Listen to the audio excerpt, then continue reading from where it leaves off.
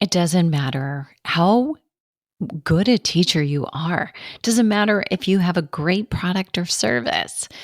Unless you've got a funnel that converts, an experience, like a path your students are walking down or driving down, that actually takes them in the right direction and they feel like at every corner, at every street sign, they're like, oh, yes, this is the right way. And that's how they feel, we're in trouble. You've got to be able to create a funnel that converts no matter who you are. This podcast is all about it. And in fact, it's in answer to all of the scurry and the flurry and the nonsense that are so frustrating for so many members of our community. It's all happening around social media. And if you get caught up in it, it feels addicting. I see fitness pros and health coaches posting daily and then talking in our community with very little growth over time. So frustrating. So, if you are spending more time daily creating posts on social media or thinking, oh, how can I create a clever reel, or it comes first for you before creating emails, before diving into where your funnels are falling off and you lose people instead of converting them, you want to stop. You want to take a pause. Or before getting yourself in front of real audiences, if you're posting on social media before doing that with something to say, because you've worked on your story, your sound bites, and you're ready to say with confidence, invite me. And I'll both entertain and educate your audience with this unique angle that I have. If you don't have that, you're not feeling all that confident about reaching out to somebody who you know has a podcast or has a summit or is giving a workshop or a 3-day event, we need to work on that. Because every time you're going in front of your social media audience, you should be delivering that same kind of gusto, same kind of confidence. And I think sometimes it's easy to feel comfortable because you think nobody's watching. And you in fact know that's true because you have very few viewers. And maybe you're just flexing your muscle, building your confidence. But let's stop for a second. Think about that. If every time you're putting yourself out there, you're kind of shying away and hoping that real experts don't watch it, because then it would really matter what you said. We've got to do something about that. We want you to feel confident, in control, in charge, and as if you are saying on purpose exactly what you intend to say, no matter who's listening. That is the kind of confidence and conviction that someone wants and will listen to. I'm Deborah Atkinson. You're listening to She Means Fitness Business. And boy, do I ever today. On this episode, we take a little diversion from the usual potential marketing and sales strategies that are easy, enjoyable, even fun. Anything but sleazy, salesy, and pushy, so you can build a business and a life you love. But what we're doing is really diving into the why behind what it is you need. So yes, we're talking about a funnel that converts, whether you're in fitness or you're a health coach. We need to make sure that from the moment they find us, whether that's on social media or it's some other way, you get introduced by someone who might be a bigger name. And then they come and they start with their toe in the water, maybe whatever it is that you're offering for free, or they do follow you and try to find out if your voice resonates with them before they take the next step or the next. Today, we're talking about why, what might be missing, and that is the confidence behind what it is you're doing. So I'm going to throw this out there. Right now, as I release this, it is July, and every once in a while, do you notice? I'm going to drop a podcast that doesn't have any music. Did you notice that? It doesn't have a bumper on the beginning. It doesn't even have one on the end. So you'll get there and you'll see. And there's a reason for that. It's because I'm listening to the real conversation in real time. So whatever was scheduled to be released when this podcast was got bumped. So it might have been some evergreen content, it might have been an interview with someone else, but this was more important because of the conversations happening right now. And that's more important to me than having it perfect and polished and, oh, I've got to have the music. Because no, I really don't. And I think you, or what I'd like for you, is you want to have that same feeling about whatever it is that needs to be said on social media. You're going to say it. You're not going to doctor it up and dress it up and be an actress. If that's not really your personality, you got to be you. Bring it. And maybe you are more calm and reserved, and that's the kind of people that you want to attract. Perfect. But be you, be authentic. So if something's missing compared to somebody else, let that be okay, because you're not somebody else. You're just you. You're you. And that's everything. That's enough. Super important that you tuck that away, because a part of the reason maybe your funnels aren't converting, maybe you're not attracting the right people, is because you may be trying to imitate someone else. You've compared what you're saying on your social media or your social media reels to somebody else's, and you're trying to imitate or emulate. And that is never going to attract the real people that you love working with. So I want you to stay in that frame of mind. And if you'd like some help preparing the you kind of story, the sound bites that are you and only you. In September, I am offering another Flipping 50 retreat. So I'm, of course, located in Phoenix, and it would be great to go right now. Well, it's a little bit cooler there, but we're going in September. It's a beautiful time of year to be there. And I always invite fitness pros. So 3 to 5 fitness pros, depending on the group, who get to participate in everything, get the lodging, get the food, get the guest speakers, the goodie bags, and in exchange for coming along, participating, and getting some pointers and a decreased rate for a business session the following afternoon after we conclude and everybody else goes home. The Fit Pros health coaches stay. We do a breakdown of the event, how it went, how you might want to do a live event, maybe a day, maybe a half a day in your town. Maybe you offer it for sisters or families or reunions. There's lots of ways that you could package that up.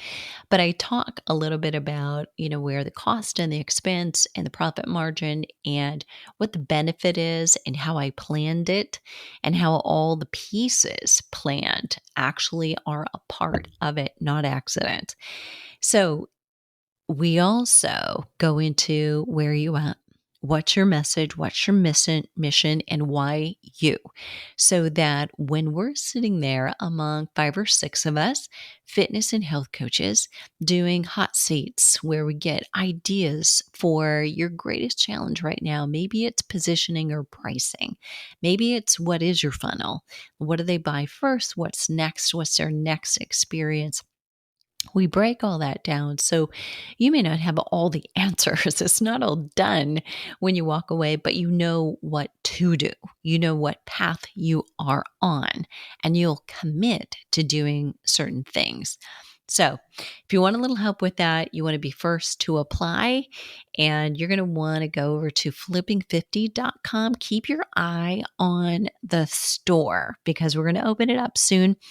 The one I opened up for March sold out in less than 10 days. So I anticipate the same thing happening. This is actually going to be a much more juicy one, more guest speakers, more, we're including lodging. We haven't done that before. So lots of things to look forward to. But if that appeals to you, you're going to need it.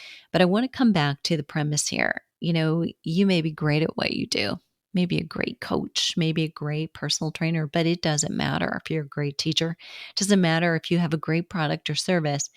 You may still struggle to sell your product to enough people to make more money doing what you love, or make enough money, doing what you love. Look, after 9 years of really kind of declaring, okay, this is it. I'm leaving safety and security and I'm doing this on my own. To be honest, I've really had greater success than I ever envisioned. Note to self, like think bigger, dream bigger. But I am no different than you, wherever you are in your career, in having to problem solve to build a thoughtful experience for my customer. I have to plan it. And more on that, we're going to go into the deep dive of planning. But what I'd like you to do so that it's meaningful, you need to know your why. And I know that I think we've all said that. Um, we all tell it to our clients and customers right now. But let me elaborate on it for that reason. It's about not thinking big enough that I want to talk about. Honestly, I think I personally just imagined that when I quit everything, that just making about the same money and having more freedom and fewer headaches doing it was really all I wanted. Well, 9 years and 9 years later, and making monthly what I was making annually, and it was comfortable. Needless to say, I have a new way of creating visions, right? I realize, wow, how short sighted was I? And the view is way better here. I talked to the guy yesterday who's going to build me a chipping and a putting oasis in my backyard, in my new house. Part one of the project is going to start in about a week when they get the papers. I want to be able to take a break from work and chip a bucket of balls in my backyard. Silly? I really don't care.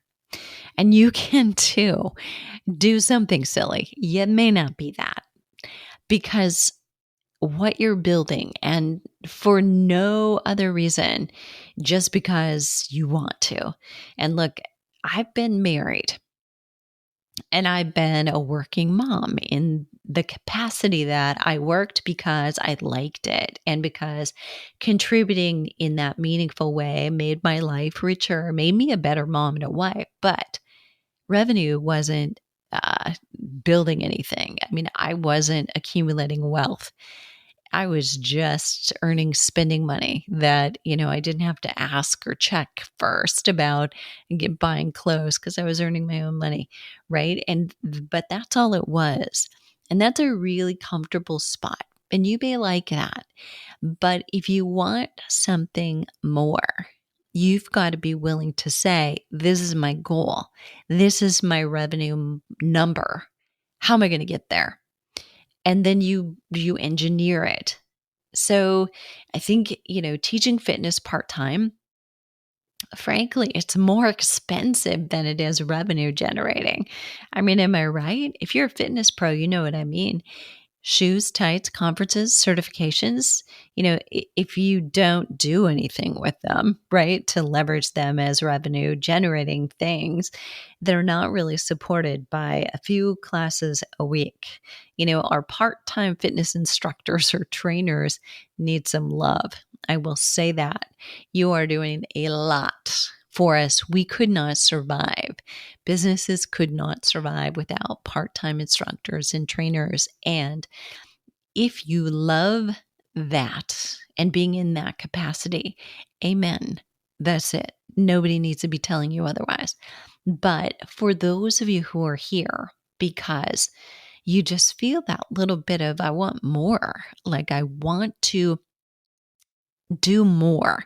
And I don't mean I want to get paid better, right? Because some of that is unrealistic. Anybody who owns a business who's hiring you to be a trainer or a fitness instructor has bills that you would not believe. And if they're small or they're big to them. But some have like hundreds and hundreds of $1,000s just in taxes every month. That's not even the real bills, like the light and the heat and the cooling and all of it. So, I think demanding that I get more for doing the same thing is really not a very realistic perspective, but you could be doing something more on your own. You could be creating different ways to leverage your knowledge, your passion, and the way that you uniquely teach and relate to people. So, if that is why you're here, then stay tuned. So, it is far more satisfying, I will tell you, to buy a house by yourself, walk into a furniture store, buy whatever you want, and pay tuition or buy the airline tickets for your kids when you've earned every penny. And you've been in a place where you could not do that. And then that brought you to a point of tears. I've been on both ends of that continuum in the last decade. I just was thinking about that today. I was like, wow, within the last 10 years, my life has really changed. Like it went boom, pivoted really downhill quickly during 1 year, and then very slowly, steadily climbed back up. So here we are at a new summit. Here I have for you 7 questions to ask and answer in order to create a funnel that converts. Now, if you're like me, you're on a hike, you're going for a walk, or maybe you're commuting, but I move while I listen to podcasts that help me grow my business. But here's what I recommend. Either stop and pause so you can think about these things or come back to the show notes later because I really want you to fill this out. Like put your pencil on paper and think about these things. This is really important. So that'll be at Fitness Marketing Mastery /fitness funnel. All right, here we go. What problem does the blank solve? And the blank is whatever service or program or packaging that you have. So let's say you offer a personal training package and you call it something marvelous. I don't know what that is. What problem does it solve?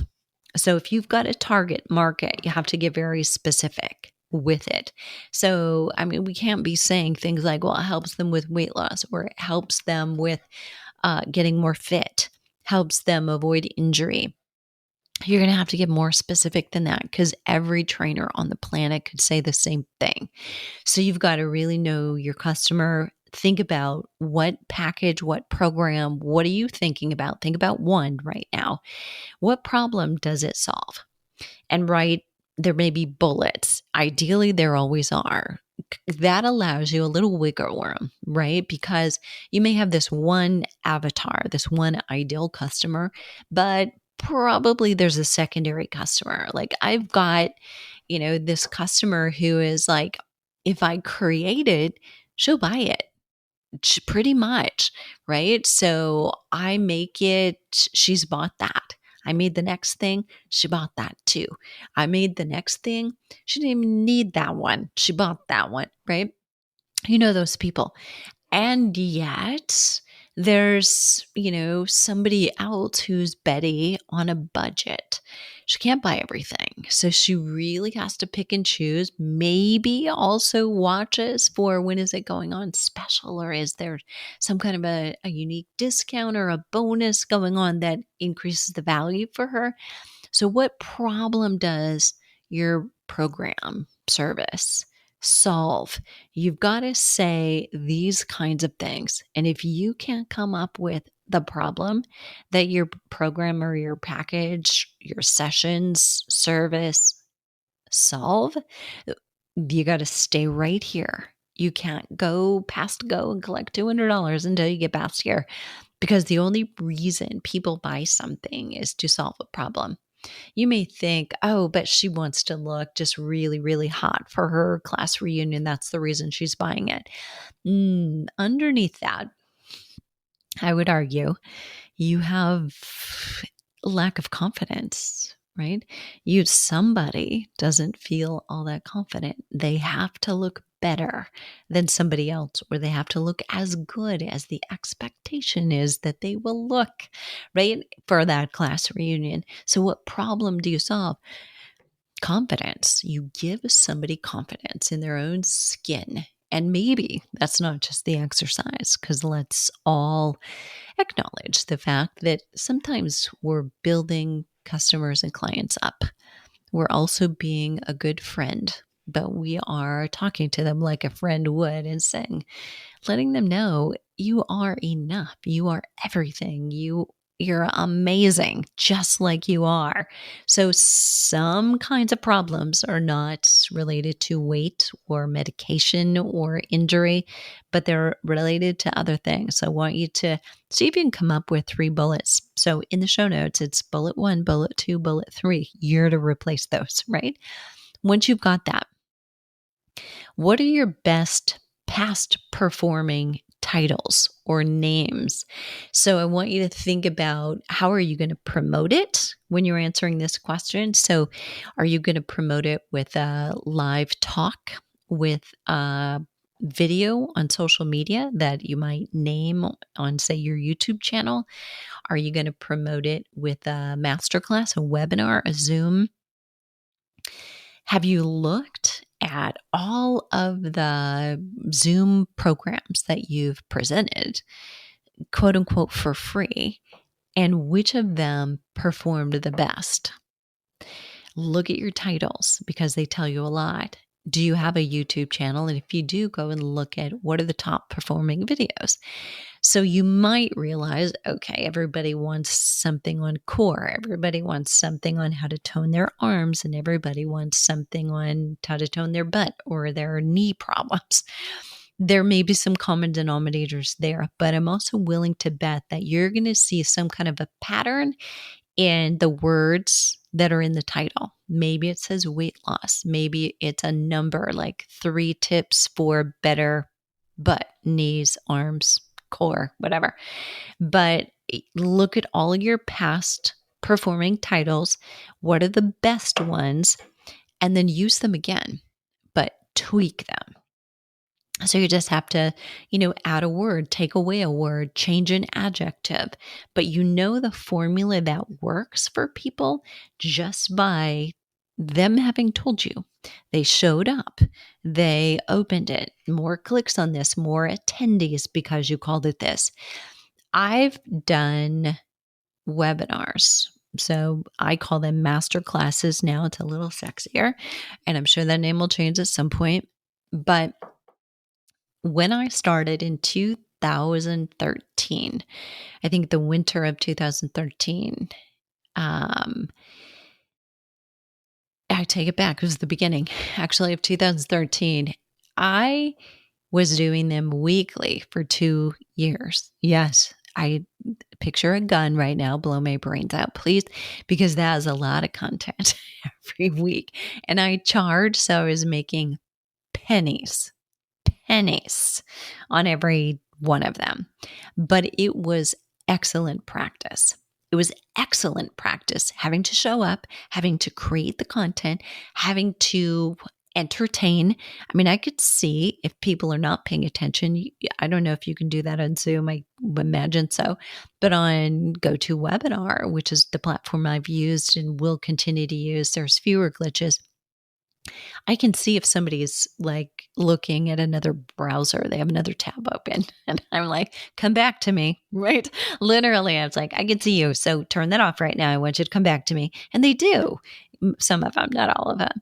But that is really important. I can look back and I can say, what are the greatest performing webinars I've ever done? And I got smarter, by the way. So I started doing them only monthly.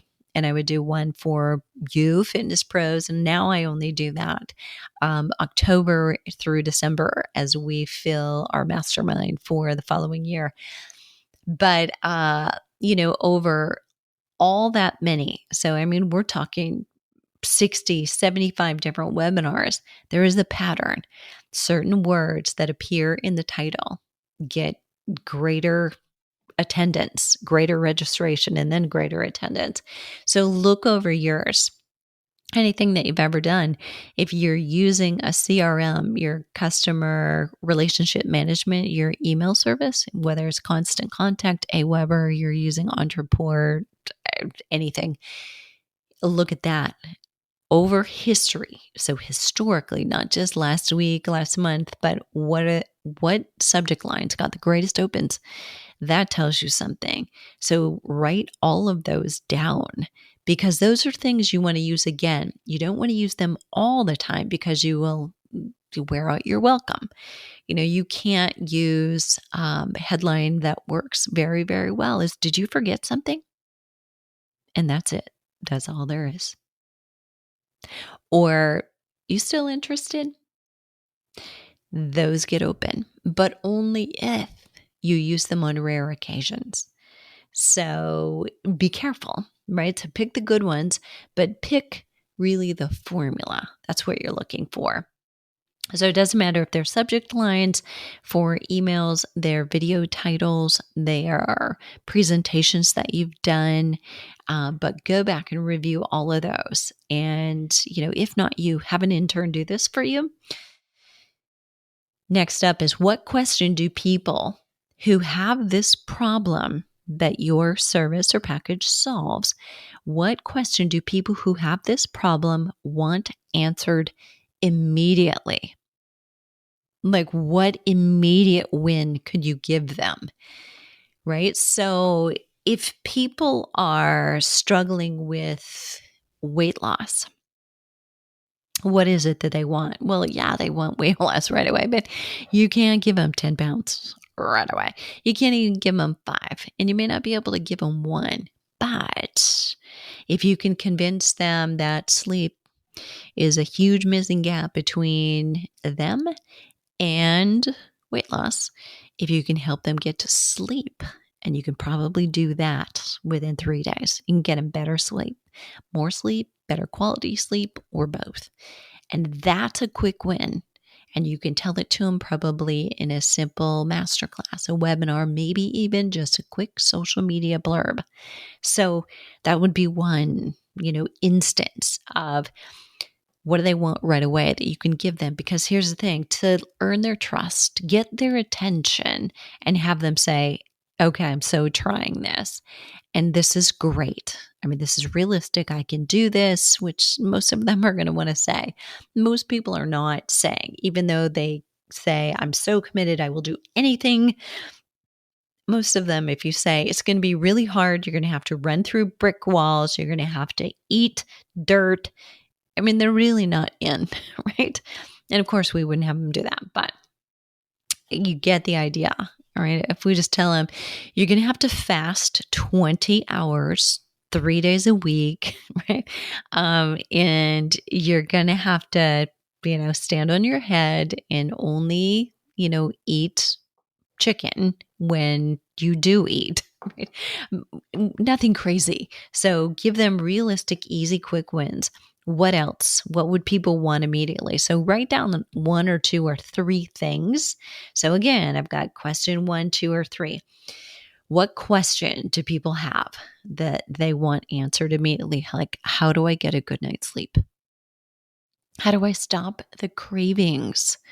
Like when I'm on a diet or when I'm trying to lose weight, how do I stop the cravings? That's an easy one for you and I, but not for them, because the limiting belief that they have is that they should be going hungry in order to lose weight, right? So you can do some real quick wins with these. Next question is, how are you going to be relatable while you're doing this? While you've identified the problem that your package or service solves and your best performing subject lines or titles so that you can attract them, and you know what quick win you're going to give them, as you're giving those quick wins, how are you going to be relatable? How are you going to relate to them in a way that they're like, because I really like her. So the way she really talks resonates with me. Think about, how can I demonstrate this? And it may be that you start telling a story about yourself if you've shared that similar problem in the past. Like, what is it? How did that go? What stories will help you relay it? And it could be yours, or you can tell a story about a prior client. And how can I connect so that I can earn trust? That's the third question you're going to ask yourself. So through your stories, that's one way, demonstrating, what worked. Connect so that you can earn trust. So you can build a little credibility if you've appeared somewhere. If you were listed as an expert in an article, like they called you to quote about the very topic or something close enough, doesn't have to be perfect, but they called you to get the quote about exercise. And you can slide that in and say, I remember when, so and so called and they wanted a quote, and I was in the middle of this perfect storm and I was so very busy. I wanted to get back to them, but I couldn't do it because I hadn't slept. So, do you see what I did? So, I just slipped that request for a quote as a credibility builder into the story. It's not really a part of the story. You don't have to say, you know, it's not like you're listing all of your bullet point credentials, is you're just dropping it in to tell somebody that you are a coach, that you work with people one on one. If you do and want to, but that is certainly a lucrative way to get your business off the ground. You can say, when I was working with one of my clients, and I'm going to call her Sally just to protect her confidentiality, we were in about the fifth week of her 12-week sessions, and all you're doing is telling them, number one, you coach privately and your coaching packages are 12 weeks long. You're just kind of painting the picture. And that's all you're doing. And then you go on to tell the story that is about Sally and her experience or her reluctance to try something. Or you tell the story about you. Before I even began coaching and was working with clients of my own, and dealing with their resistance, I resisted too. So you make yourself one of them, which bridges a gap between you kind of high up here on this pedestal, like doing it all perfectly. You've always looked that way. You probably don't ever have remembered feeling overweight or being overweight or out of shape. I mean, that's kind of what they think, right? So if you can be more relatable, because if you've always been a thin runner, yeah, you're going to have a really hard time relating to someone overweight, out of shape. So important that you connect, kind of bridge that gap. So next, what myths do they believe that you can bust? And this is where, say you've got an email funnel, meaning you've got several emails in a row that you're dripping out, maybe every couple of days, every 3 days. Important that you're kind of considering what is that limiting belief that they have, like the dieter, right? Who's like, how do I not give in to the cravings? Well, the real question is, what's making you have these cravings? So let's talk a little bit about what you're eating or not eating, right? And so you dig into myths, and you start to relay these common myths, with 3 or 4 of my clients, or you list them by name. Cindy was dealing with this. And, I realized that a lot of my clients have the same thing. And, maybe you, again, draw the parallel and these are things I used to believe, right? So you can relate to what they did. And so I'm going to share these things that were very common among me and my friends before I ever started diving into really the study of fitness. So that's kind of really important thing. So you break down those myths, those limiting beliefs, because those are their objections, and then you're busting through that. Next, So when I'm talking presentation, using this word, somehow you have to get in front of them. You're going to present, whether it's as a guest on somebody's podcast or a guest presenter at somebody's event, or you're presenting in a live social media on your own platform, or you're creating a video to put on your website. How will your presentation give them something and yet leave them wanting more? So we are all too eager to give everybody the farm, right? So, at first there were fitness pros, health coaches who were like, I don't want to give them anything. I don't want to give it to them for free, because then why will they pay for it? They'll just say, well, you gave me so much to work on. Now I'm going to work on this. Thank you. Like that free session, right? You give them so many ideas and they're like, okay, good. I got this. Thanks. Bye. I'm going to work on this for my own. And then maybe I'll come back when I'm ready for more. Yeah. So, and then there's the like, you have them in a session and you just vomit all over them new ideas, things that they should do and try next. And here, oh, there's a recipe, and here's this and that and the other thing. So we vacillate between giving too little and giving too much. But really, what you want is to establish this. Maybe you have this 5-step or this 5-part, and I just throw out 5. It could be 4, it could be 6, it could be whatever, but probably fewer is better. 5 or fewer. I had 7 key chapters in my book, You Still Got It, Girl, the After 50 Fitness Formula for Women. And then I made that into 7 modules in my signature course from that book, the After 50 Fitness Formula course. And when I first advertised that, one smart aleck friend of mine who, kind of a friend, was kind of a marketer as well. He's like, isn't 7 steps too many? And I'm like, given your history, yes, because many, many times I've tried to get that guy fit. And Dairy Queen is my nemesis, but that is something you want to consider. So fewer is probably better, 5. And here's why that's a golden number. If you go too few, that could backfire on you in this case. But let's say you have 5 steps, 5 components. You're going to give them 1 of those and go really deep on it. Go so deep on it that they're like, oh my gosh, this is like, you're giving this away. There must be so much more here, right? And if I don't know this about the other 4 things, how will I ever get the whole thing, get everything I want? So you leave them wanting more, but you do give them plenty of good stuff, something enough to chew on. Or you give them like a number, fraction of your total steps broadly.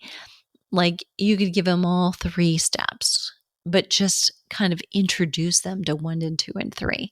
That I don't love as much. Honestly, I don't think it increases or enhances your value quite as much as taking 1 and going deep on it. And you go 1 and I've got 2 and 3 and 4. And today what I'm going to give you is I'm going to go through number 3, or you pull out number 4, number 2, any one of them. Or, of the 2 of these, the first is probably the most successful. So give them 1 of your, number of 4 tips, or your 3 or your 5 or 6, and go deep. And just 1 of them. It doesn't have to be the number 1, the first step in the process, but, have a reason to justify the specific step that you give them. You want to leave them wanting help with the how. So you're telling them the what, like, you're going superficially enough. So yes, they feel like they've got something, but you feel like, okay, I haven't given them the farm, because they really couldn't do this whole thing on their own, but they feel like, now I got it, right? They know what to do. They just don't know how to do it. So when I do master classes every month, almost always we're talking about strength training. We're talking about, the frequency and how they need to do it, and in combination with fasting or other trends, how it plays out. but they still leave that and they don't know what order to do a squat and then a lunge or chest press or bent over row or bent arm pullover or core work. They don't know what order. They don't know how many. They don't know how many exercises in a sequence, and then you move on to the others. They don't know. And that's what they come looking for, the dig in deep details. So then I'm going to suggest this, and this isn't a question. I want you to, once they're here, how is their next step? Because you've given them all of that.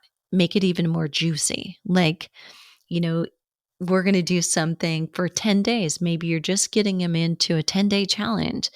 Then let's do it all 10 days. And maybe everyone in the group logs in all 10 days. So you make them collaborate with each other as opposed to compete. Then we'll unlock an extra gift for everybody, right? So then you've got them all encouraging each other. Corporations use that a lot, right? Instead of pitting their employees against each other, they're bringing them together in teams. Like our entire team wins, then we advance and we get these prizes. So they're all rooting for each other. Like, I want you to make sure you exercise tonight because, we all need these points and da.